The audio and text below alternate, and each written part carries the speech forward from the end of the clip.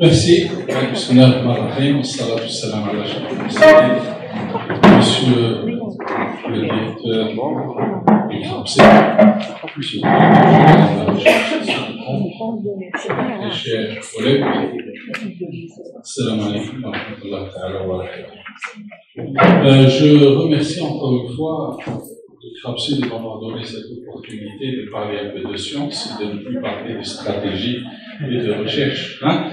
Mais d'être scientifique comme vous, de parler aujourd'hui de mes convictions personnelles en matière de développement de la science et en matière aussi de ce que j'ai fait auparavant, parce que je ne fais plus.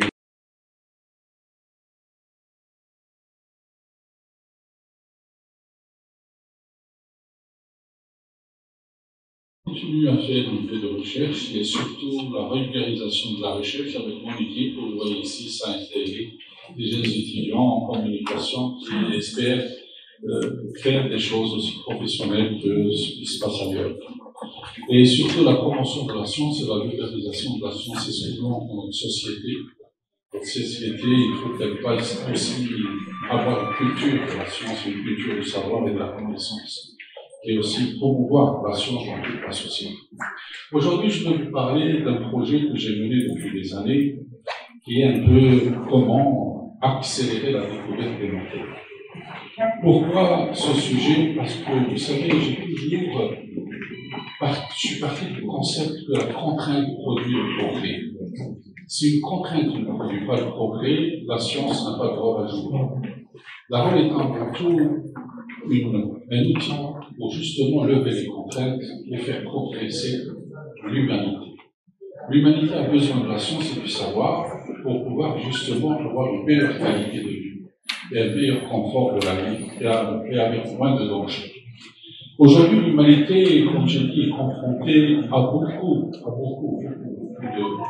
de phénomènes naturels auxquels la science n'a pas trouvé de solution. La famine, le problème de l'eau, le problème des épidémies, le problème des réfugiés, le problème des catastrophes naturelles. Beaucoup de ces choses-là n'ont pas trouvé de solution exactement. Et l'humanité est menacée de plus en plus. Et l'homme, surtout l'homme de science, doit trouver des solutions. Des solutions pour justement sauver l'humanité. Comment la science peut sauver l'humanité? Avec la vitesse avec laquelle évolue la science et évolue les découvertes, la science est vouée à l'échec pour pouvoir sauver l'humanité. Et donc, il faut trouver d'autres solutions, il faut trouver d'autres paradigmes, d'autres façons de faire la science. C'est ça l'objectif. Y a-t-il un moyen de faire autrement la science que nous le faisons aujourd'hui?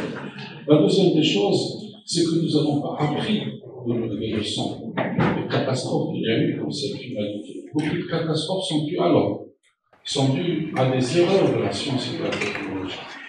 Ces erreurs de la science et de la technologie ont produit beaucoup de catastrophes industrielles, surtout par des erreurs humaines.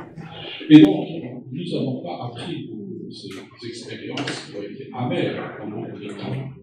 Et donc, surtout par rapport à toutes ces informations que nous avons pu collecter de ces catastrophes naturelles et de ces problèmes qui sont posés autour de l'humanité, à partir de toutes ces informations que nous avons pu apprendre à travers toutes ces catastrophes, ces erreurs humaines, est-ce que ces informations peuvent nous aider à faire avancer la science? Et donc, il y a eu une accumulation d'informations. Aujourd'hui, nous avons une quantité d'informations, c'est ce que nous appelons aujourd'hui, nous sommes à l'ère du big data, à l'ère des données massives. Les données seulement sont tellement importantes qu'il est difficile de pouvoir tous les maîtriser, les synthétiser, les analyser et produire de la connaissance et du savoir. Est-il possible de produire du savoir et de la connaissance à partir d'informations? Les informations sont brutes. Comment je peux transformer ces informations brutes en un savoir et une connaissance? Premièrement, la première des choses, c'est comment je peux manipuler ces données. Donc, le premier défi est la manipulation de ces données. Le deuxième défi, comment je peux transformer ces données en du savoir et de la connaissance. Le troisième, c'est comment je peux, à partir de cela, accélérer le processus de découverte d'un nouveau savoir et de nouvelles connaissances. C'est le défi aujourd'hui, donc, de ce que je vais vous parler aujourd'hui à partir de cela. Et donc, nous sommes à l'ère du quatrième paradigme. Vous savez, la science a évolué à partir des paradigmes. Le premier paradigme, c'est l'homme. La première des choses qu'il a fait, c'est l'observation. Il a commencé à observer tout ce qui était autour de lui, il n'a pas fait ses observations. Il a commencé à refaire des observations in situ, c'est-à-dire à faire des expériences. Et donc toute la science était basée sur l'expérimental. Donc c'était le premier paradigme. C'est comme ça que la science a évolué. Et deuxièmement, à partir de ces expériences, à partir de ces observations, nous avons voulu transformer ces informations, ces observations, en des théories mathématiques. Donc c'est la mathématisation de l'observation. Et donc c'est l'apparition des nouvelles théories, des théories mathématiques. Et donc ça c'est le deuxième paradigme. Donc la science a commencé à se baser sur l'observation et se baser sur les théories. Et puis ensuite il y a eu l'évolution des ordinateurs, de la technologie. Et donc on a commencé à introduire l'ordinateur dans nos recherches. C'est-à-dire toute cette observation qui était empirique, qui était faite par la main, commençait à se faire par l'ordinateur. Nous sommes passés avec la modélisation et de la simulation. Et donc la science, c'est le troisième paradigme. La science basée sur l'observation, la théorie, la modélisation et la simulation. Aujourd'hui, c'est une nouvelle forme, c'est l'information. Celui qui détient l'information détient le pouvoir, et vous l'avez vu par les médias. L'information. On peut manipuler l'information comme on veut. D'accord? Donc aujourd'hui, c'est l'information, la donnée, la puissance de la donnée. Et celui qui a la donnée obtient la puissance de la donnée. Donc nous sommes à l'ère du quatrième paradigme. La science ne se fait plus par l'observation, ne se fait plus par la théorie, ne se fait plus par la modélisation et la simulation, mais elle se fait par la donnée. Et comment donc elle doit se faire par la donnée? Donc cela nous pose deux problèmes. Parce que la science est essentiellement basée sur deux espèces de configurations. Soit la causalité, soit les corrélations. C'est-à-dire que dans l'évolution de la science, c'est soit on recherche on a un effet, on recherche la cause de cet effet. Pourquoi nous avons cet effet? Pour savoir pourquoi, il faut trouver la cause. Et deuxièmement, la corrélation. C'est-à-dire, généralement, aujourd'hui, la majorité de mes collègues, les chercheurs, font que des corrélations. C'est très rare de trouver des formes de causalité. C'est-à-dire, quand quelque chose augmente, ça diminue, et on remarque, par rapport à ce que nous observons, que ça évolue comme ça quand on change ce paramètre, mais on ne peut pas trouver la cause. C'est juste les changements qui sont intercorrélés entre les paramètres. Ce sont des corrélations. La corrélation vous permet de prédire, de faire des prédictions par des modèles que vous mettez en place. Vous mettez en place des modèles. La corrélation vous permet de mettre en place des modèles, alors que la causalité vous permet de faire des théories, parce que vous connaissez la cause primaire. En connaissant la cause primaire, vous pouvez établir des théories.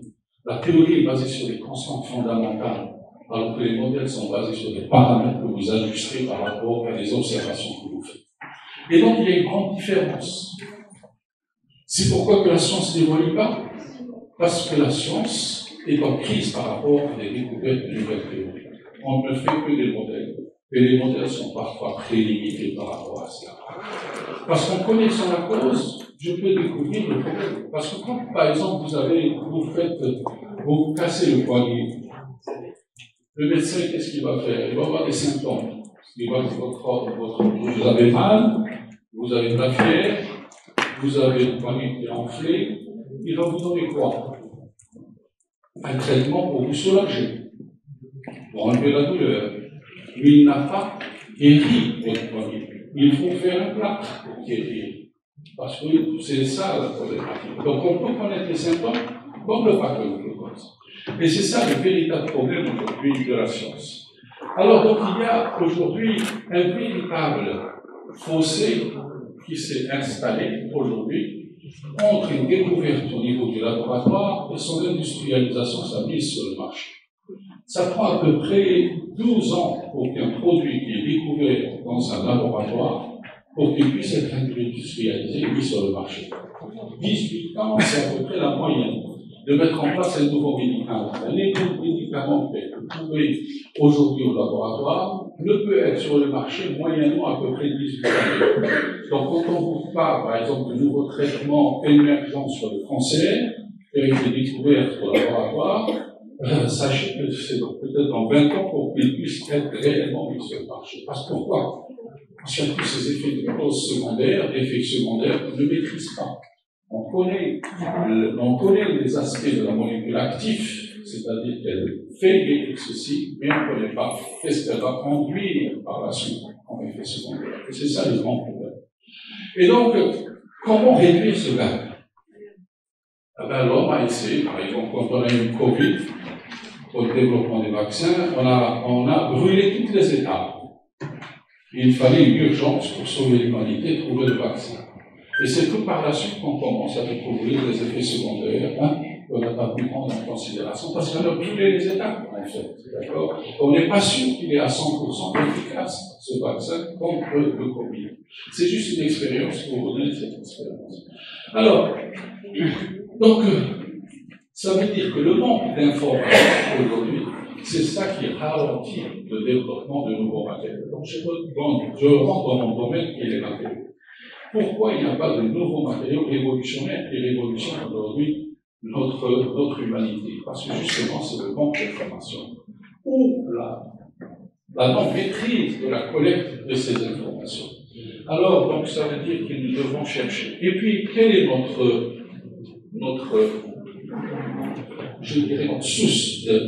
source d'imagination?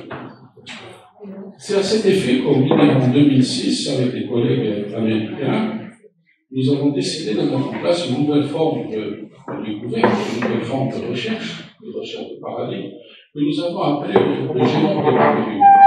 Le génome humain, tout le monde connaît, c'est-à-dire les gènes à partir des gènes. Vous avez à partir du gène, vous avez les gènes des UVM, les gènes de la peau blanche, etc., etc.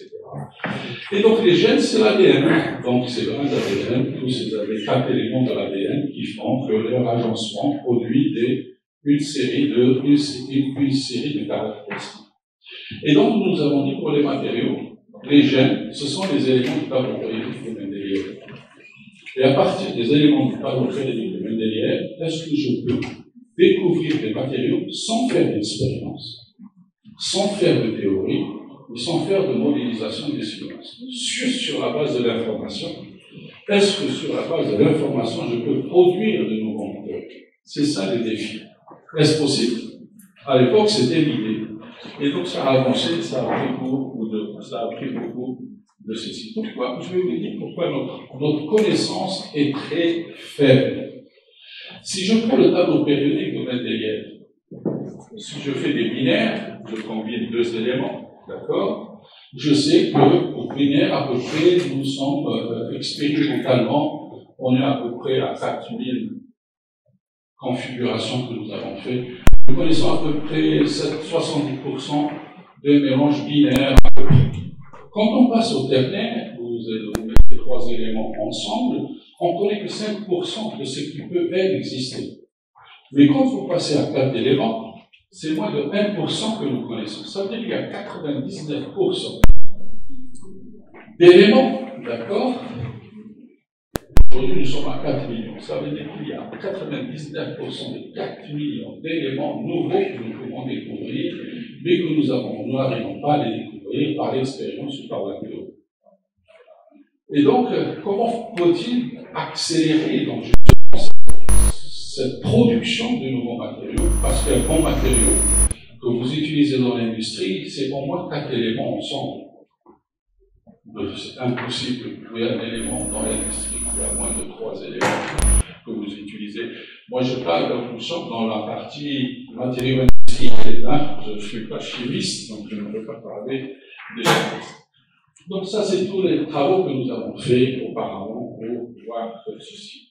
Et puis, je remercie aussi mon laboratoire où j'ai travaillé pendant 6 ans, d'accord, en France, qui est spécialisé justement dans les matériaux industriels et la production de matériaux industriels. Et je vous donne un exemple dans lequel j'ai été, c'était le développement de l'Airbus A380. le développement de l'Airbus A380 à l'époque posé. À l'époque, comme je vous ai dit, un Airbus A380, c'est 60% à peu près des matériaux, c'est de l'aluminium. 22% c'est des composites. Comparativement à l'A340, 12% étaient en composite. A340, il y a plus d'aluminium qu'aujourd'hui dans le 380. 3% d'acier, d'accord, et de fibres métalliques laminées, mais donc généralement les avis c'est de l'aluminium. Le grand problème de l'aluminium, vous le savez, c'est quoi? Il est insoudable. Il ne se soude pas. C'est pour ça que quand vous voyez dans les avions, vous avez des rivets, c'est des pôles, et puis on met une autre pôle, et on fait des rivetages, des pôles, parce qu'on ne peut pas les souder. Donc c'est de la matière en plus. Et la matière en plus, ça alourdit l'avion plus qu'il le faut. Et donc à l'époque, c'était de rechercher des alliages d'aluminium soudables. Mais ce n'était pas la solution. Impossible de pouvoir trouver, ça revenait trop cher. Donc il fallait trouver des alliages d'aluminium plus légers que les alliages d'aluminium qui existent. D'accord? Trouver des alliages d'aluminium plus légers que les alliages d'aluminium qui existent aujourd'hui. Et je vous ai dit, donc regardez, l'idée de Boeing, de Airbus, c'était en 1998 qu'on avait lancé l'idée de pouvoir produire ce nouveau Airbus. On l'appelait à l'époque le A3XX, on n'avait pas donné le A380. Le premier vol a été fait en 2005, c'est-à-dire que ça a pris 7 ans. Pourquoi je dis 7 ans? C'est ça qui manque peut-être dans notre pays, c'est les objectifs stratégiques de développer une technologie. C'est la maturation technologique. La maturation technologique, je vais raconter une histoire. En 1974, la NASA, le directeur de la NASA était Stan Stanley. Il était directeur de la NASA en 1974. Et il voulait mettre une stratégie pour pouvoir, sur laquelle repose la NASA, pour développer de nouvelles technologies et pouvoir maîtriser de nouvelles technologies stratégiques. Il avait appelé à l'époque Jeff Chase, qui était le directeur de propulsion Jet Laboratory, qui était le directeur de laboratoire de propulsion, pour lui dire il faut qu'on réfléchisse à mettre en place une stratégie. Et donc à l'époque, nous sommes en 1978, on a commencé à mettre la stratégie, et donc Jeff Chase était responsable du projet de Jupiter Orbiter, c'est-à-dire de mettre en place une sphère de sang qui puisse orbiter autour de Jupiter. 1978. Le lancement de Jupiter Orbiter a été fait en 2011. Regardez combien ça a pris pour maturer la technologie, pour pouvoir arriver. En science, il ne faut pas se brusquer. En science, il faut prendre tout son temps pour pouvoir faire ceci. À l'époque, ensuite, Jeff Chase était en charge de mettre en place les lanceurs réutilisables en 1980. Les lanceurs réutilisables. Parce que vous savez, quand on envoie une fusée, elle est perdue, elle ne revient pas. Quand est-ce qu'on a lancé le premier lanceur, le SpaceX? Ça fait 3 ou 4 ans. Regardez combien ça a pris la maturation technologique. C'est ce que je demande aujourd'hui. C'est que dans le pays, il faut qu'il y ait une stratégie de maturation technologique. Il faut d'abord qu'on maîtrise la technologie. Avant de maîtriser la technologie, il faut prendre tout son temps pour pouvoir dire je maîtrise la technologie, donc je passe à l'acte. Je passe à la réalisation, à l'industrialisation de cette technologie parce que je la maîtrise. Et donc c'est ça ce qui est important pour nous aujourd'hui. C'est pour donc je reviens donc à l'alliage d'aluminium. Donc l'alliage d'aluminium, on utilise justement, c'est des séries d'alliages, 7000, d'accord? Et donc dans ces alliages, il y a de l'aluminium, du zinc, du magnesium, du chrome, du cuivre, et j'en passe. Regardez un mélange, donc combien de configurations vous pouvez faire avec des compositions différentes, c'est extraordinaire. Mais au fond de compte, on est arrivé à trouver des alliages plus légers, d'accord, que ceux qui existent aujourd'hui. Et donc dans le Airbus A380, il y a des alliages d'aluminium qui sont plus légers que les alliages qui sont dans le A340, par exemple, ou les autres. Donc, ce qui fait que ça allège le Airbus A380 380 qui peut prendre, juste si je mets que des classes économiques dans le A380, 800 places. 800 places. Un avion, c'est un bateau flottant. 800 places, d'accord, si je mets que des sièges économiques. Et ça parce que nous avons allégé, parce que la contrainte, c'est pour ça que j'ai dit c'est la contrainte qui produit le progrès. La contrainte, c'est une contrainte financière. Ça veut dire que celui qui a Airbus, il vous dit, si je veux vendre mes avions, il faut que tous les aéroports puissent accueillir ces Airbus. Donc il faut que les pistes d'atterrissage, les mêmes qui utilisent le 747 peuvent être utilisées par le A380, même s'il est aussi géant que ça. Parce que si je leur dis non, la piste d'atterrissage, tous les aéroports vont encore investir sur de nouvelles pistes, donc ça ne les intéresse pas. Le parking aussi, la place où je dois se parquer, il faut que je ne dois pas faire d'autres aménagements. D'accord? Ça, c'est la deuxième contrainte. Et la troisième contrainte, il ne faut pas que j'utilise d'autres turbines à gaz, c'est-à-dire d'autres moteurs. Donc, dans l'avion, il faut que les mêmes turbines puissent propulser l'avion et puissent décoller l'atterrir. Donc, ce sont ces contraintes-là qui vous induisent qu'est-ce qu'il faut faire, d'accord, pour que je puisse ceci. C'est pour ça que j'ai dit, c'est la contrainte qui produit le progrès. S'il n'y a pas de contrainte, il n'y a pas de progrès. Et donc, ceci nous a donné, comme j'ai dit, le génome. Donc, vous voyez, donc ça sera comme le génome humain, d'accord, mais à partir des éléments du tableau périodique du Mendéliev. Donc, comment je peux faire tous les agencements que je veux, toutes les compositions, tous les mélanges que je veux, d'accord, et savoir le résultat sans faire de calcul, je l'ai dit, sans faire d'expérience, d'accord, et sans faire de modélisation, c'est un défi extraordinaire. Est-il possible que juste à base des informations qui existent, je peux trouver de nouvelles informations? Comment on se fait ceci? Donc, comme je dis, le génome des matériaux. Quand on a lancé cette idée en 2006, et puis donc l'évolution, Obama en 2011, il fait un discours à l'université de Carnegie Mellon, d'accord, un discours à la nation, où il lance le projet de l'initiative du génome des matériaux. 2011, les États-Unis lancent l'initiative du génome des matériaux, et Obama dit qu'aujourd'hui, notre humanité, notre objectif est basé sur cette nouvelle paradigme qui est le génome des matériaux. Et en mois 2012, l'Union européenne a fait la même chose pour faire ceci, juste pour vous dire qu'aujourd'hui, c'est devenu une réalité, le génome des matériaux. Alors, ça veut dire que nous devons, la problématique, c'est d'aller au-delà de la donnée.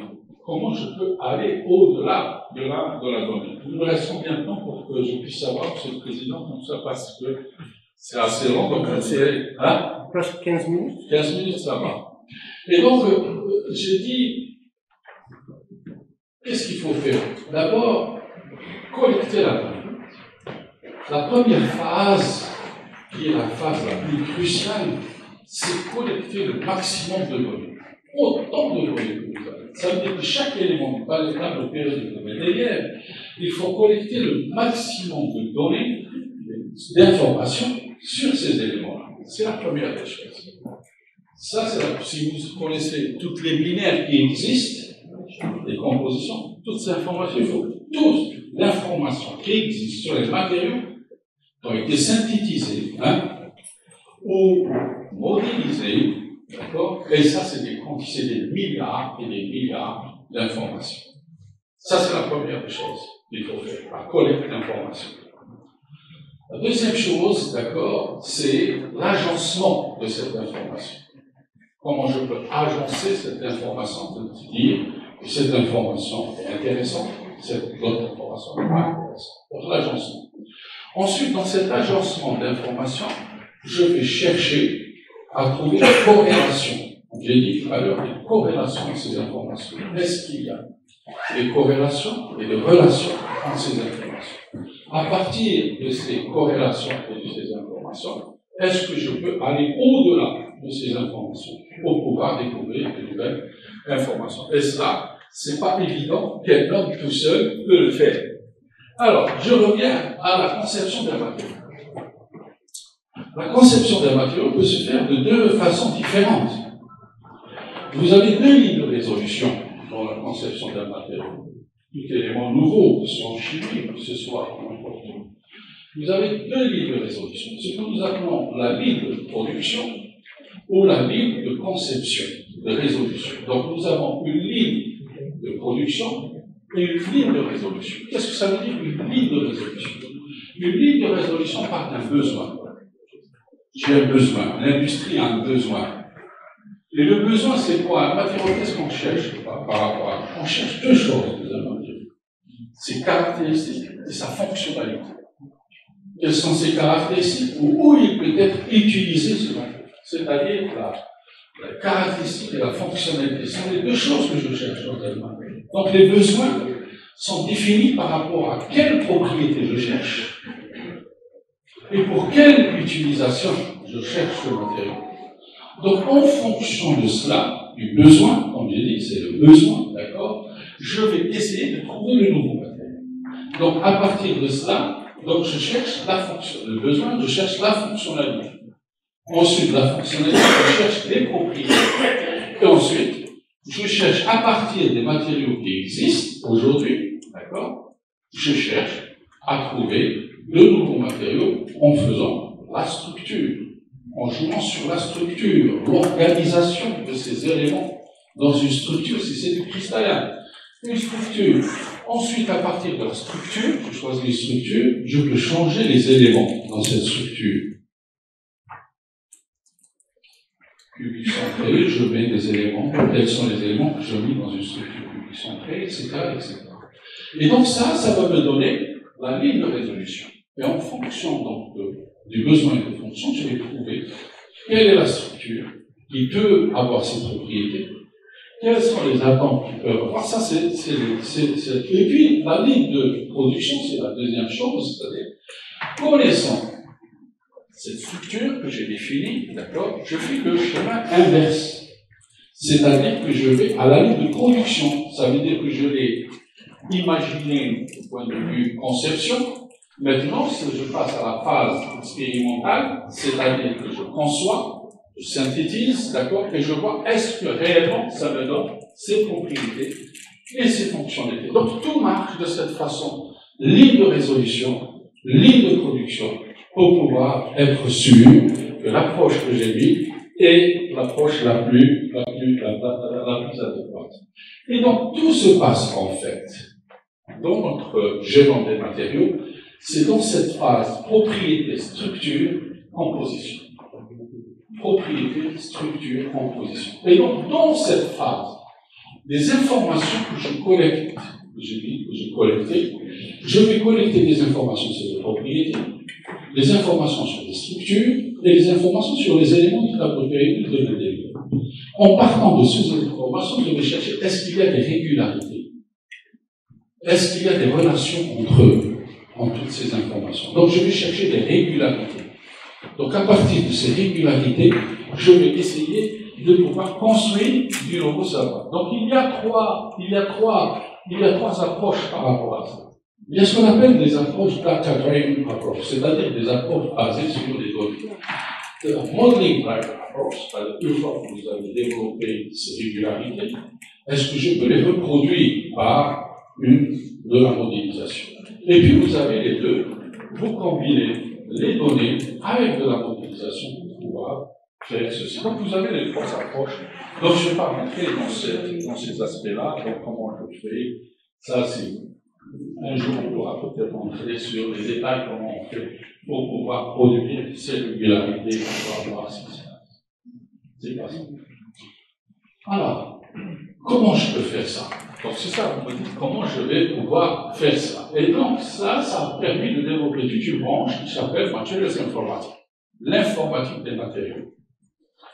Materials Informatics, c'est-à-dire c'est l'informatique des matériaux. C'est-à-dire comment je peux introduire les concepts qu'utilise un informaticien, d'accord, dans les sciences des matériaux, d'accord. Donc, comment je peux faire l'ingénierie, d'accord, des matériaux en utilisant de l'informatique.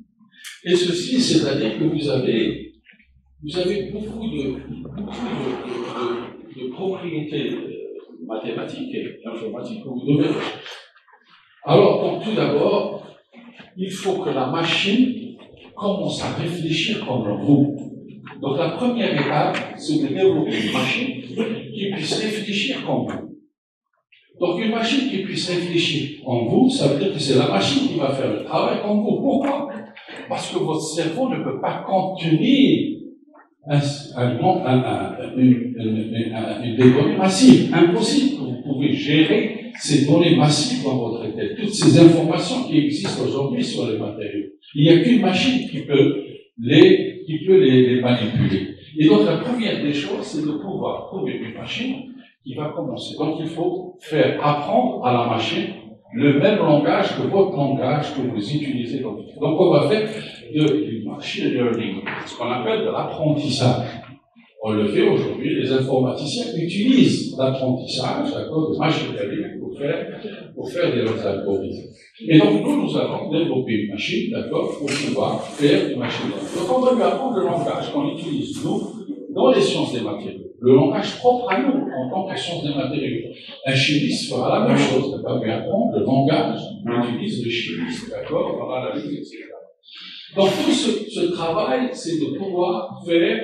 Ensuite, une fois que vous avez développé du machine learning, parce que le langage, quand vous avez un enfant qui ne connaît rien, vous allez lui apprendre le langage.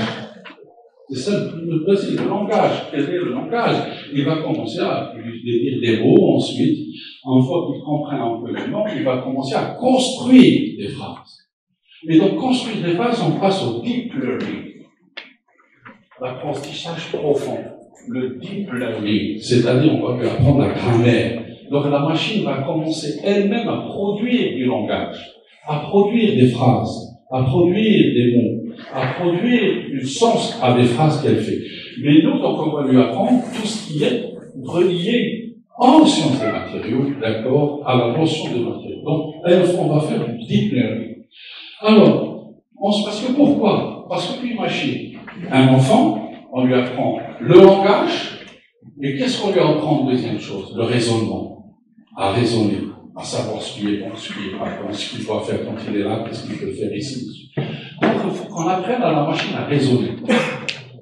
Et c'est ça la plus grande difficulté aujourd'hui, c'est que si la machine sait raisonner, on a gagné. Si la machine commence à savoir raisonner, c'est-à-dire qu'elle apprend notre langage, elle apprend ce que nous voulons, elle apprend quels sont nos besoins, quels sont nos désirs, elle va commencer à raisonner et elle va commencer à vous produire de nouvelles informations. Elle va commencer à vous donner des solutions, à vous proposer des solutions. Et donc, nous sommes donc dans une phase qui est la phase cruciale, c'est le raisonnement. Donc, comment on peut introduire le raisonnement dans une machine, d'accord? Alors, le raisonnement dans une machine, d'accord, dans la machine, c'est tout un jeu, hein? C'est tout un jeu, donc je ne rentre pas comment on fait tout ceci, d'accord? Mais je dis, donc ce sont ces règles que vous connaissez dans les matériaux, ces propriétés que vous connaissez, tout ceci. C'est comme, parce que vous avez deux choses en fait pour apprendre le raisonnement. Si vous partez en Angleterre, vous savez pas parler l'anglais. Vous avez deux voies pour apprendre l'anglais. Soit faire de l'académie et aller apprendre l'anglais, ou bien vous vivez dans un milieu anglais et par expérience, vous allez commencer à apprendre l'anglais parce que vous côtoyez dans votre environnement des personnes qui parlent anglais. Donc, c'est ce qu'ils font les émigrés quand ils sont partis, ils ne parlaient pas le français, mais le fait qu'ils étaient dans un environnement, après un certain temps, ils commençaient à parler en anglais. Donc, la machine, c'est la même chose. Elle a deux choix. Soit d'être dans un environnement où, donc, l'environnement, c'est toutes les données qu'on lui apprend, hein, elle apprend. Soit on lui donne des règles, donc une grammaire, et donc, à partir de ces règles, de ces grammaires, elle va apprendre à raisonner. Et donc, une fois qu'elle apprend ceci, c'est gagné, d'accord? Et donc, c'est là où l'intelligence artificielle introduit. Donc, nous devons introduire de l'intelligence artificielle. Parce que l'intelligence artificielle, c'est la phase qui importe la différence. Pourquoi il existait le deep learning, le machine learning, tout ça, c'était de l'apprentissage.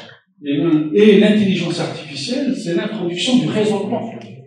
C'est-à-dire, la machine commence à raisonner. Et donc, si elle commence à raisonner, ça veut dire que j'ai gagné, parce que maintenant, elle va me produire de nouvelles connaissances et de nouveaux savoirs. Et on a l'intelligence artificielle. Sur la base là, par exemple, on a voulu reproduire, est-ce que la machine pouvait reproduire les théories d'Einstein sur la relativité restreinte et la relativité générale? Juste sur la base des informations, on lui a donné les informations. Ben, elle a reproduit la théorie d'Einstein. Elle a reproduit la théorie de la relativité. Ça veut dire que la machine est devenue capable de raisonner et de produire sur la base des informations qu'il y avait, de reproduire des théories, d'accord? Donc ça veut dire que la machine aujourd'hui est capable de produire dans quelques années des théories peut-être nouvelles. C'est de plus lent, mais c'est la machine qui peut produire des théories. Et donc ça, c'est justement, et donc l'avenir aujourd'hui.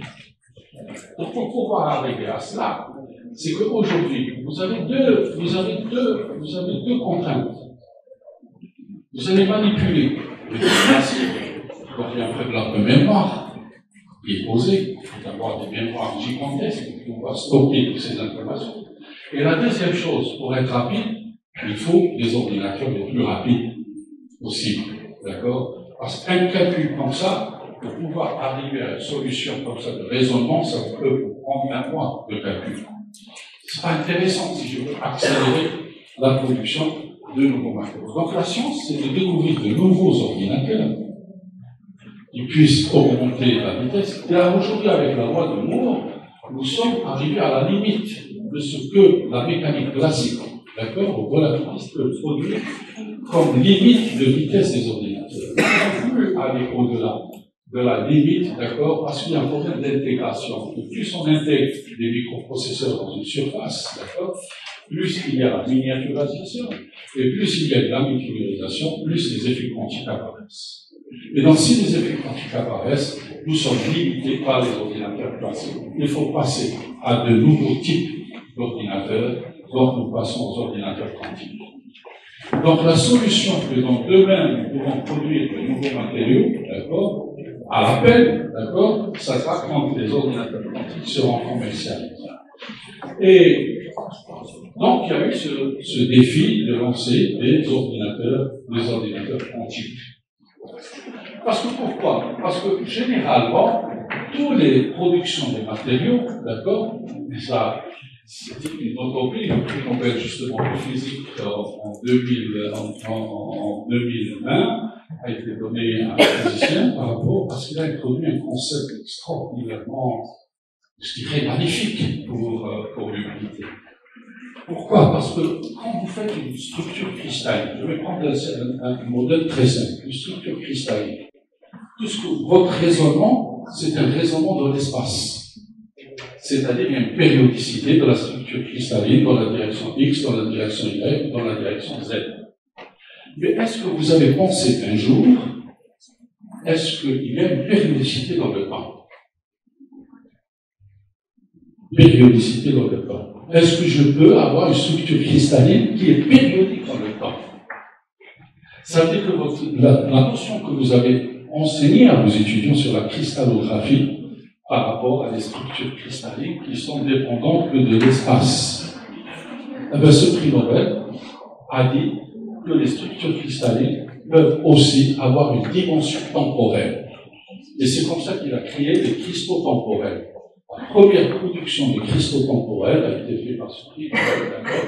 Ça veut dire qu'un cristal temporel peut être périodique dans le temps. Ça veut dire que je viole la deuxième loi de la thermodynamique, qui est la loi de l'entropie. L'irréversibilité. La loi de l'irréversibilité. Et ça, c'est le cœur des ordinateurs quantiques. Et comment je peux faire ceci grâce au spin? Ça veut dire que le spin, aujourd'hui, quand vous avez une structure cristalline, vous avez les éléments, vous allez jouer sur le spin de ces éléments. Et le spin de ces éléments, le flip, le flop, c'est-à-dire dans une position up, dans une position, ou dans une position down, c'est ça qui va vous donner la périodicité dans le temps. Et donc aujourd'hui, les ordinateurs quantiques, celui qui va fabriquer les ordinateurs quantiques, d'accord, va produire ceci. Et donc aujourd'hui, on commence à produire des ordinateurs quantiques. La Chine va peut-être dans 2 ans, 3 ans produire les premiers PC portables quantiques. Un ordinateur quantique, je vais vous donner un exemple très simple. Un calcul qui prenait une année sur le plus puissant des ordinateurs aujourd'hui se fait en une seconde dans un ordinateur.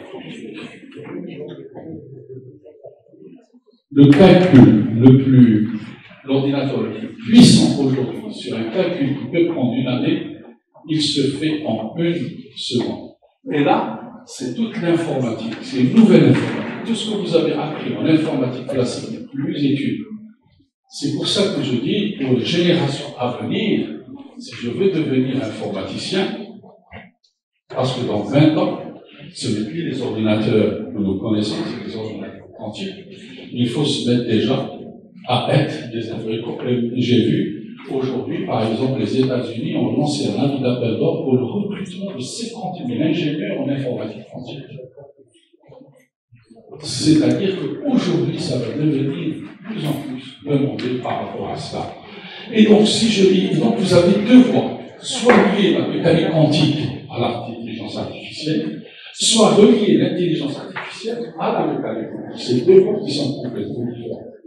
Et donc, pour faire le génome des matériaux, c'est pour ça que j'ai dit que Obama a dit en 2011, nous devons aller vers cette initiative du génome des matériaux pour que ça se concrétise et que ça devienne une réalité physique touchable, aujourd'hui concrétisée, peut-être en 2030, pour qu'elle soit une maturation technologique. Tout ça, c'est pour vous parler de cette maturation technologique et de pouvoir dire qu'aujourd'hui, l'avenir de l'humanité, accélérer le développement des matériaux, c'est de pouvoir aller vers cette voie. Et je vous remercie s'il y a des questions.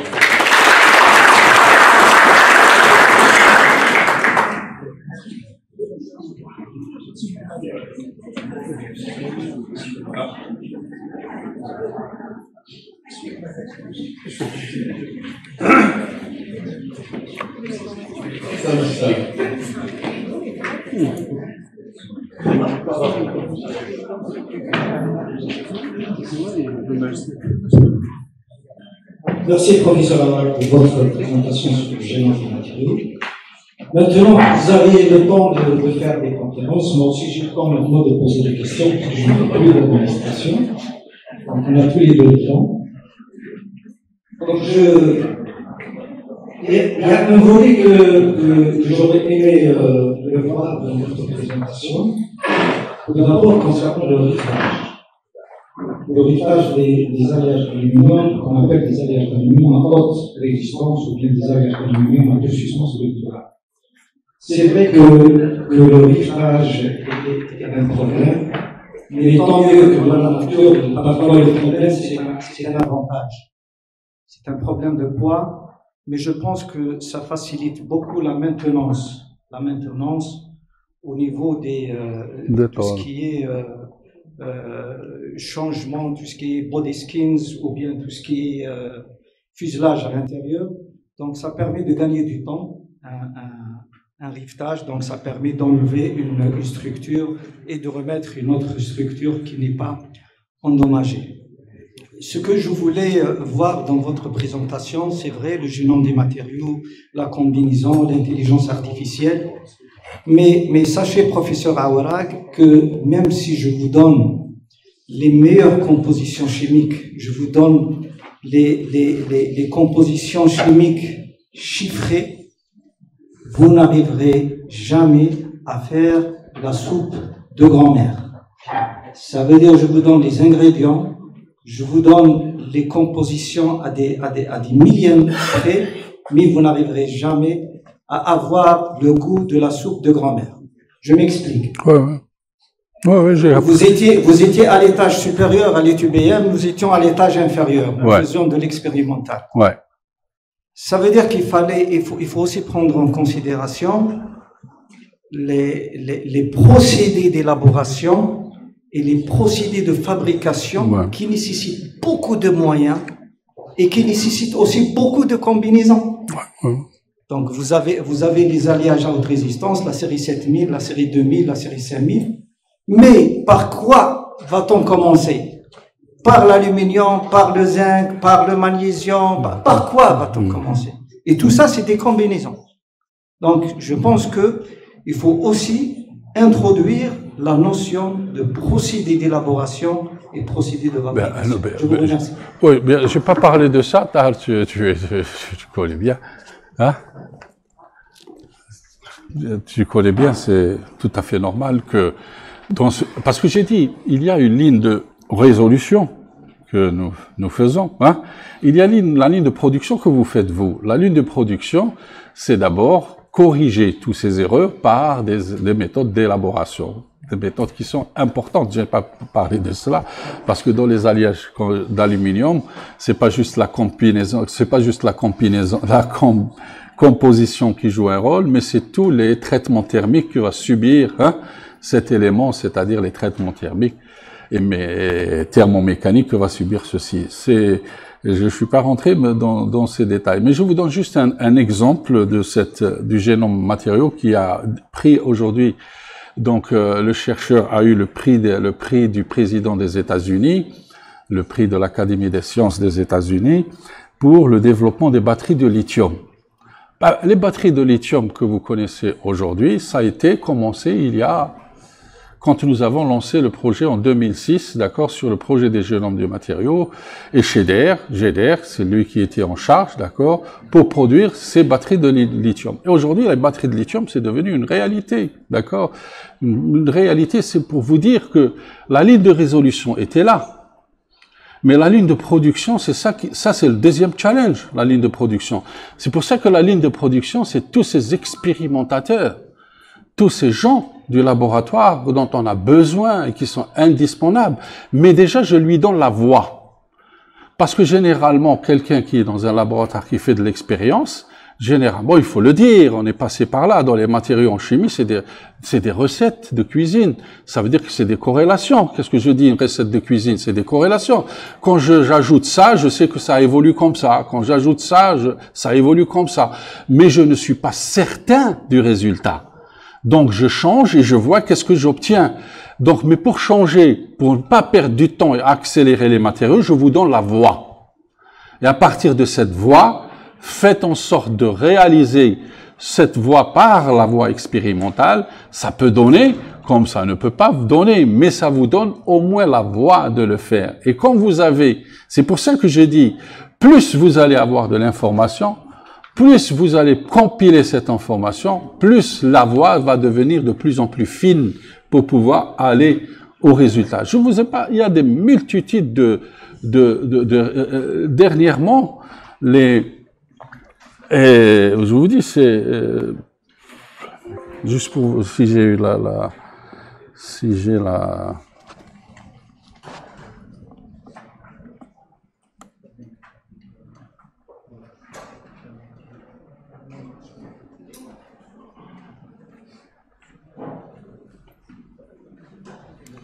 je pense pas que je l'ai, non. Non, je l'ai pas ici. Il y a un dernier article qui est apparu sur Nature il y a quelques mois, d'accord, par une équipe coréenne qui a développé justement une technique en intelligence artificielle extraordinaire, justement pour pouvoir développer une dimension de raisonnement extraordinaire dans le domaine domaine de découverte des matériaux. Ça a fait la une, d'accord. Je pense qu'aujourd'hui c'est ça le but de l'intelligence artificielle. Mais vous savez, moi je suis pas très fervent de l'intelligence artificielle, pourquoi? C'est pas le fait que l'intelligence artificielle est très bien. Les choses qui sont cachées, c'est que l'intelligence artificielle est plus polluante que le gaz et le pétrole. Pourquoi? Vous me dites comment? L'intelligence artificielle et un ordinateur. Vous savez, quand vous faites une requête sur ChatGPT, une requête pour avoir une information sur ChatGPT. Vous savez, ça consomme combien d'énergie? Aux États-Unis, ils ont mesuré, calculé combien consomme une requête sur ChatGPT. C'est ce qu'on consomme 300 foyers des États-Unis pendant une année. la consommation d'énergie de 300 foyers aux États-Unis est équivalente à une requête sur ChatGPT. Parce que ChatGPT, c'est du cloud, hein, c'est un réseau, hein, c'est des serveurs, c'est des fibres, c'est la transmission. Tout ça équivaut à 300. Une requête sur ChatGPT, ça veut dire que l'intelligence artificielle va être consommatrice. Je vous dis pourquoi. Il y a 10 ans, la consommation des ordinateurs, de tous les ordinateurs qui trouvaient sur Terre, était la consommation globale sur la consommation de toute l'énergie était de 2%. Aujourd'hui, la consommation des ordinateurs est de 22% de toute l'énergie globale sur Terre. Et nous allons de plus en plus vers un monde digitalisé, un monde de l'ordinateur. Ça veut dire qu'aujourd'hui, ce n'est plus l'énergie pour nous chauffer, ce n'est plus de l'énergie pour nous nourrir, mais c'est de l'énergie pour nourrir nos ordinateurs dont on a besoin. C'est ça le grand défi. C'est pour ça que dire de l'intelligence artificielle, les choses cachées qu'on ne vous dit pas, c'est autant de consommateurs d'énergie qu'autre chose. Donc voilà, c'est juste pour vous dire que je ne suis pas fervent de l'intelligence par rapport à cela. C'est une énergie extrêmement polluante et dont on n'en parle pas, hein, parce qu'on dit aujourd'hui les ordinateurs, mais c'est un fléau mondial aujourd'hui les ordinateurs. Voilà. Hein. D'autres questions? تفضل.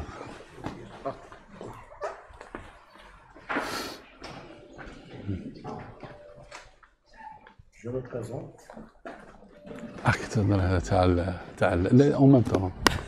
Je me présente, Lhadi Ben Youssef, professeur à l'École nationale polytechnique, actuellement au Conseil national de la recherche scientifique et des technologies. Je remercie le professeur Awagag pour la conférence très riche et très intéressante. Cependant, sur certains points, je lui demanderai de nous éclairer un peu plus. Soit il en a trop dit, soit il a très peu. Trop peu. D'abord, concernant l'approche, et là il s'agit de conviction, que la production de théories nouvelles par une approche d'apprentissage et une approche basée sur le big data et la data science. Ça, c'est le premier point sur lequel je voulais revenir, parce que, à ma connaissance, lorsqu'il s'agit de théorie, il s'agit de vision, d'une vision nouvelle, et tout ce qui est approche, modélisation par le biais de l'intelligence artificielle, c'est un apprentissage. C'est sur la base de connaissances connues, acquises, et des données acquises qu'on peut produire avec une capacité de calcul et en se basant sur la structure du cerveau humain pour produire de nouvelles données et voir une nouvelle connaissance. Mais pour produire une nouvelle théorie, là, personnellement, je ne vois pas ce passage, cette petite jonction. Le deuxième point sur lequel je voudrais revenir dans le professeur Awagag et passer rapidement, c'est l'histoire de l'entropie et le deuxième principe de la thermodynamique, qui est remis en cause alors qu'on sait que tout est basé, tout ce qu'il y a là. Et si je suis le raisonnement que la thermodynamique, le deuxième principe d'irréversibilité n'est plus un frein, là ça ouvre un horizon nouveau à plusieurs dimensions, telles que l'impact écologique, réchauffement climatique, tout ça je peux faire la marche arrière. Ouais. Alors que la thermodynamique classique, qu'elle soit statistique, est basée sur ce phénomène d'irréversibilité des phénomènes réels. Je vous remercie. Merci. Vous avez touché du doigt quelque chose qui, peut-être un jour je pourrais parler de cela. Vous savez, cette notion d'irréversibilité, d'avoir une entropie positive, hein? Parce que l'entropie est toujours négative. C'est-à-dire qu'on va toujours vers un système désordonné, hein? On ne va pas vers l'ordre. Ça a été aussi les cauchemars de Maxwell. Et Maxwell a développé une théorie à l'époque qui s'appelle le démon de Maxwell, puisqu'il l'appelait les démons, c'était un démon pour lui, comment pouvoir surmonter le deuxième principe de thermodynamique et donc l'entropie. Et puis ça a commencé à avancer. Prix Nobel de chimie, il y a Prigogine, qui a développé les structures dissipatives. Premier qui a mis au point les structures dissipatives, c'est-à-dire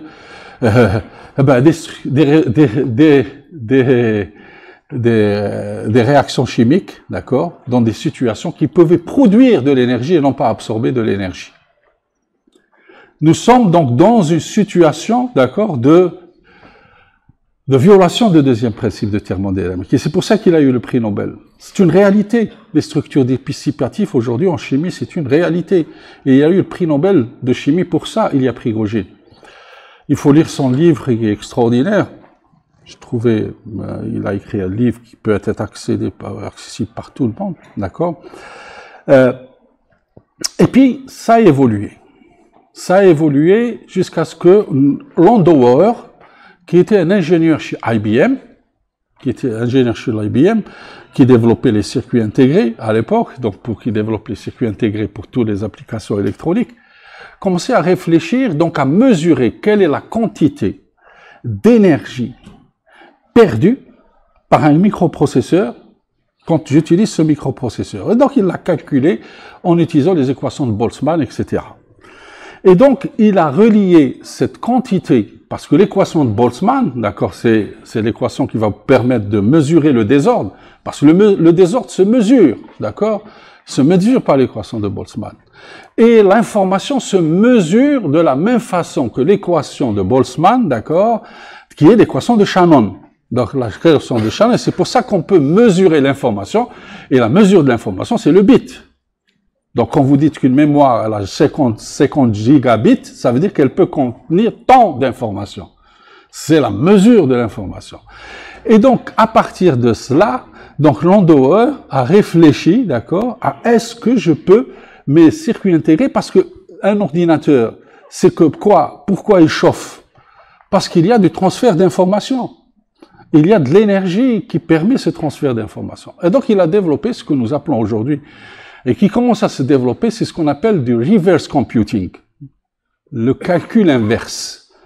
Parce qu'en faisant du calcul inverse, ça, on pourra peut-être en parler un jour, c'est toute une théorie, c'est-à-dire que c'est complètement l'inverse de ce que fait aujourd'hui, et en faisant du calcul inverse, on viole le deuxième principe de thermodynamique.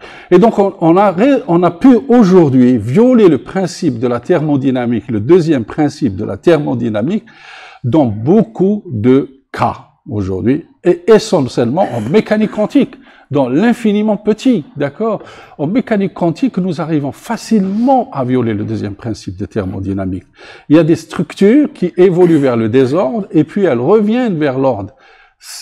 C'est-à-dire pour un chimiste ou pour quelqu'un qui est rationnel, ça lui paraît impossible, d'accord? Mais aujourd'hui, on arrive à faire des structures à l'échelle subatomique qui viole ce deuxième principe de thermodynamique. Donc le démon de Maxwell est devenu aujourd'hui une réalité, d'accord? Une réalité parce que on produit, c'est-à-dire que je ne peux plus être consommateur d'informations, je produis de l'information, d'accord? Donc si je produis de l'information, ça veut dire que je peux aller vers l'ordre, d'accord? Et c'est ça qui est fondamental. Donc pour vous, ça vous paraît utopique. Et la première, je termine par ça. La première question, c'était sur le, Développement de nouvelles théories. Développement de théories. Écoutez, les gens qui ont développé des théories, les personnes qui ont développé des théories, c'est pour ça que, par exemple, les historiens vous disent que quelqu'un comme Newton, il apparaît tous les 500 ans. Un homme comme Newton apparaît dans l'histoire tous les 500 ans. Un homme comme Einstein apparaît à peu près tous les 100 ans. Ça veut dire que Newton est plus haut en degré de maturité scientifique que Einstein. C'est vrai, parce que Newton, quand il est arrivé à mettre la théorie de la mécanique classique, il n'y avait rien. C'est lui qui a inventé le calcul différentiel. Le calcul différentiel en mathématiques n'existait pas. C'est lui qui a introduit le calcul différentiel. Alors que Einstein, il avait déjà l'artefact de toutes les mathématiques en place pour pouvoir mettre ceci. Donc, Newton est parti de rien pour pouvoir faire ceci. Et pour pouvoir faire une théorie, qu'est-ce qui manque à nous? Qu'est-ce qui manque à un chercheur pour pouvoir faire? nous sommes incapables de faire des expériences de pensée. Qu'est-ce que ça veut dire une expérience de pensée? Bachelard l'a dit, grand philosophe, il faut réfléchir contre son cerveau. Parce que notre cerveau est un raisonnement logique. Et pour trouver une théorie, il faut faire une transcendance de l'esprit. Il faut que vous réfléchissiez contre votre principe, parce que votre logique de votre cerveau, elle restera comme l'a dit M. Ben Youssef. C'est-à-dire qu'aujourd'hui, deuxième principe thermodynamique, ma logique me dit qu'il est inviolable. Il est basé sur ça. Est-ce que je peux? Donc je ne peux pas. Donc il faut réfléchir contre cette idée. Il faut réfléchir contre son cerveau. Et Einstein et Newton ou Galilée, ils ont cette capacité de transcender leur esprit et d'imaginer des expériences de pensée. Einstein, toutes ces expériences, il les a imaginées dans un ascenseur. Et ce sont ces expériences qu'il a imaginées dans un ascenseur qui ont pu produire des théories. Et vous savez tous qu'une théorie, c'est un système formel. Il est basé sur des symboles, sur des axiomes et sur des règles de dérivation. Et si j'arrive à cela, j'arrive à découvrir des théories. Donc c'est pour ça, c'est des génies. Et c'est pour ça que pour moi je dis qu'un type comme Newton ou comme Einstein, c'est des messagers de Dieu dans la science. Quand la science ne peut plus évoluer, quand elle est coincée, ben Dieu envoie quelqu'un pour faire le déclic. C'est pas des messagers dans le sens religieux, mais c'est normal, c'est des gens, il n'y a que Dieu qui a pu leur donner cette façon de transcender leur esprit. C'est pas donné à tout le monde. Donc c'est pour ça que je dis, les théories, c'est de faire une transcendance de l'esprit et faire des expériences de pensée. Voilà, je vous remercie, je ne vais plus tenir la parole.